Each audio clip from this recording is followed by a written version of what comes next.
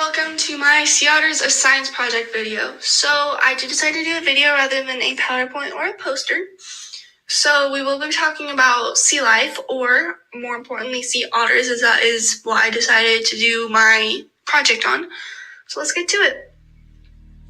What we'll be talking about are factors and how they affect sea otters. So some of the factors can be non-living and living, as both do impact them greatly, and some of the non-living factors are salinity, water temperature, depth, and other things like waves, tides, and ocean currents. Symbiotic factors, or living factors, are predators, energy sources, what they eat, relationships with other organisms or symbiotic relationships, and human activity. Before we talk about all those factors though, we want to know what they look like. So in this picture you can see that they have brown or reddish brown fur. They do have 4 paws and a tail that isn't quite 1/3 of their body, but it is close.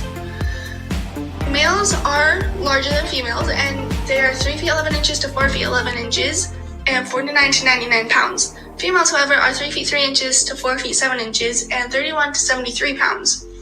They are the second smallest marine animals, and they are related to the weasel family. They do have up to 150,000 hairs per square inch on their body, which is very important because they do not have blubber like other sea animals, which means that they don't have that insulation, that good like blubber insulation. They do have insulation from their fur, however, because the fur traps air bubbles, which keeps them warm. Next up is salinity. What salinity is, it's the amount of salt in the water, and which can be very important, and this research done by a group of scientists showed that in poor conditions, sea otters can be rehabilitated better in warm fresh water rather than any other water because it warms them up and they can be clean in it. They do drink seawater, putting their kidneys to work because they don't want to drink the salt, so they filter it out. Water temperature is also very important because, as I said earlier, if it does get too cold, then they can die. So the water needs to be 35 to 60 degrees Fahrenheit, and they do maintain a good 100 degrees Fahrenheit thanks to their dense fur. Next is waves. So waves can affect their food sources during storms, and it affects their food sources because it can affect kelp forests down in the water, and sea urchins, which is a sea otter's main food source, eats the kelp. So it can affect how many sea urchins are where. And they will mostly rest on top of the water and in shallow places, so it's just those waves you see at the top rather than the undercurrents that mostly affect them. Next is depth, and they do live in coastal waters near California or Alaska and Japan.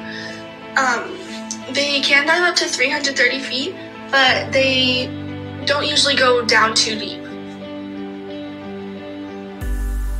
Now we're on predators. So their 3 main predators are killer whales, sea lions, and bald eagles for pups, and coyotes and bears on land because they are not very fast on land.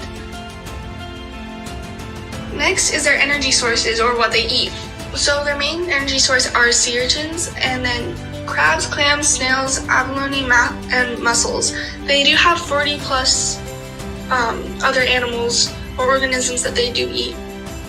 They do have symbiotic relationships with kelp, with the kelp forests, because the sea otters eat the sea urchins and protect the kelp, while the kelp provides an anchor for the sea otters while sleeping so they don't float away. Next is human activity, and in the 1700s, sea otters were almost hunted into extinction because of the fur trade. Their furs were very popular, and so they put a ban on it so the sea otters wouldn't go extinct. Oil spills also threaten sea otters' eyes and lungs and other parts of their body, and they do need to be rehabilitated from that. Sea otters and fishermen fish in the same areas due to the fact that they do fish for the same food, and so the sea otters will get caught in the fishermen's nets. Humans have helped rehabilitate sea otters in the past and do continue doing that same thing.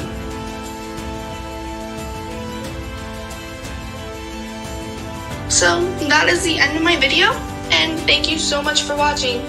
Here are my sources for if you want to go look up for yourself more about sea otters. Bye.